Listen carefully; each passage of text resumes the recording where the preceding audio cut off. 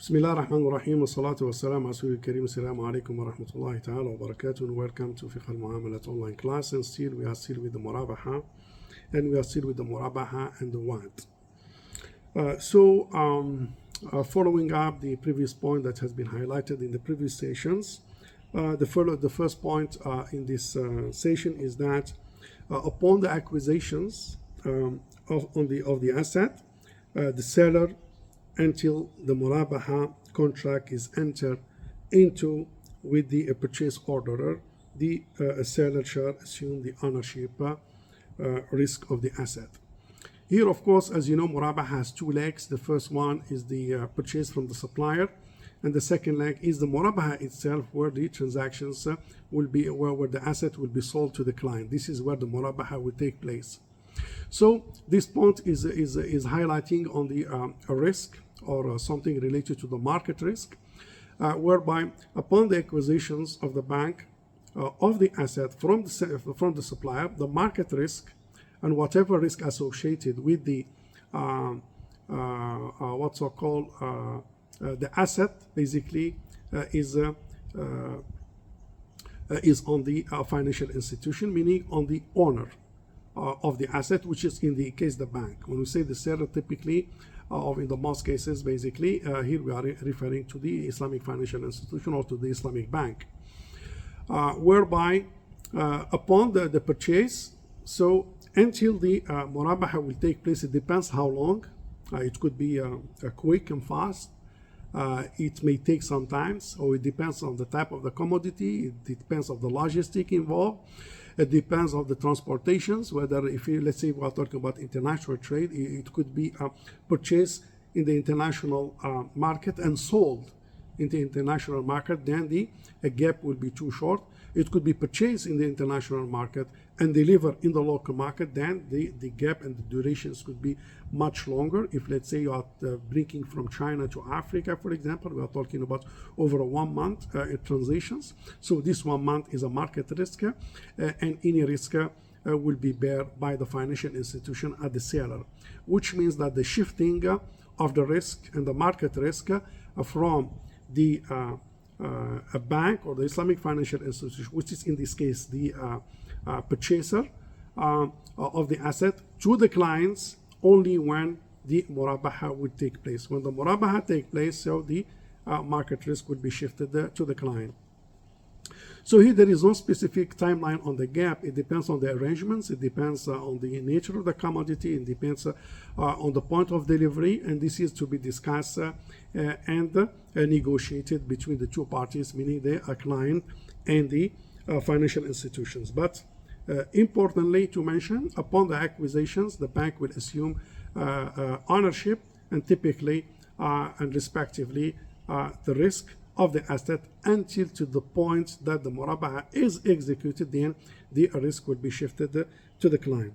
The following point is that the seller may obtain a takaful coverage on the asset acquired before sending it to the purchaser orderer. And the takaful contributions paid by the sellers may be added to the acquisition cost. 2 points here. Of course, the takaful coverage is an option. This is just to cover your risk. Of course, it is advisable in such business and market risk. It is strongly recommended to apply that. But from a Sharia standpoint, or even from a business standpoint, it is an option, whether you want to cover the risk or not. So if you want to apply for a takaful, so the seller here, which is the financial institution, the purchaser here of the asset from the supplier, which is in the case of Murabahah, the seller, will apply for takaful. And the reason to apply for takaful is to manage the risk, because a fire could happen, and incidents could happen, the ship may sink in the water, anything that may happen, and the objective is to make sure that the asset is well covered. So in case the seller of the Murabahah asset apply for takaful contributions and typically incur cost, so it will be done before it is sold to the clients. Why? Because before it is sold to the client, the ownership is with the bank, and as a result of that, he will apply the takaful, not after that. Not after that, because after that, the responsibility and the risk belongs to whom? To the client. Additionally to that, takaful is a cost. And as a result of that, it is part of the items to be added in the pricing of the Murabahah. Because when you do the acquisition of the asset, there are additional costs involved before you sell it to the customer. Number one, the cost itself of the asset. Let's say talk about machinery, number one. Number two, talking about takaful coverage, it's additional cost. Talking about the cost of transportations, maybe the cost of letter of credit, and additional costs that may incur, like for example, storage, transitions, forward agents transition in some of the ports, if it is two port transit and so on and so forth. So whatever costs incur, whether it is related to the takaful of other what's so-called business transactions activities involved within the course of the delivery, purchase and delivery of the asset will be added to the cost of the Murabahah and typically to the price of Murabahah. Of course, added to the acquisition cost, then after that you add your profit and price the Murabahah accordingly.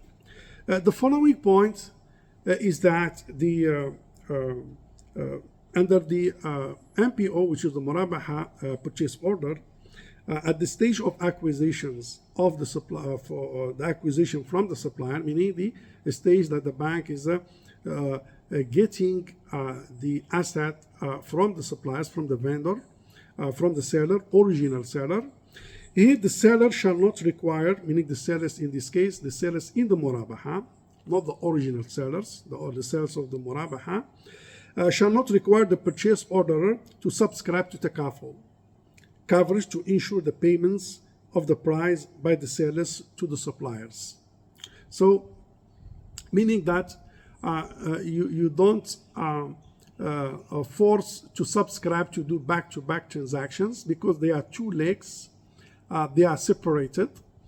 You may deal with the suppliers in one way, and whatever arrangements you do with it, and you do another arrangements with the clients separately, but you don't mix the two transactions or the two requirements together. You can do it back to back, but you cannot impose it on the what's so-called a client. This is why the sellers shall not require the purchaser order to subscribe to the takaful coverage.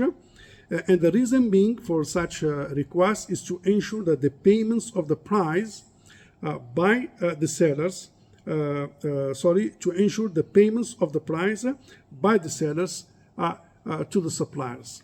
So that one has to be addressed differently.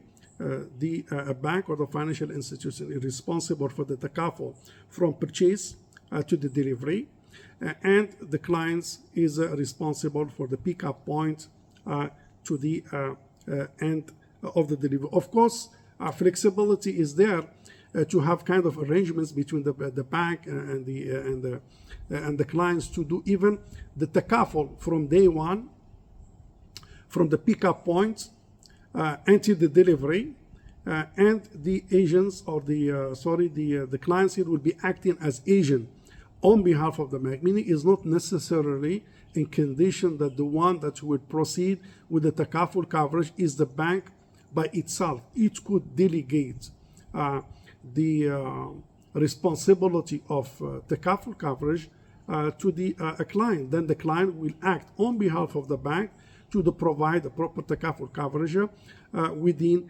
the responsibility and the ownership and liability of the bank.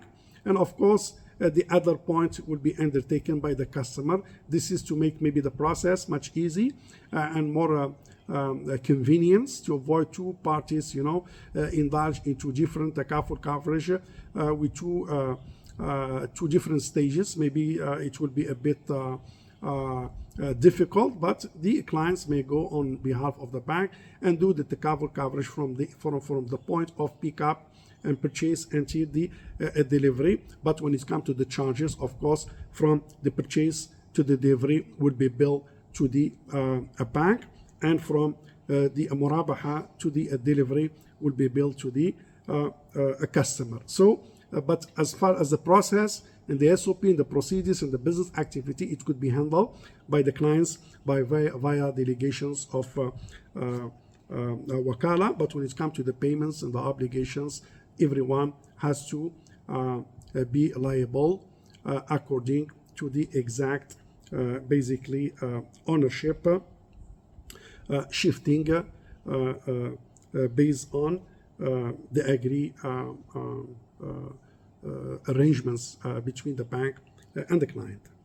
I think we'll just stop here for the WAD, and we still have a few additional points to be covered in the WAD. We'll cover it inshallah in the coming session. With that, thank you very much, and assalamu alaikum wa rahmatullahi ta'ala wa barakatuh.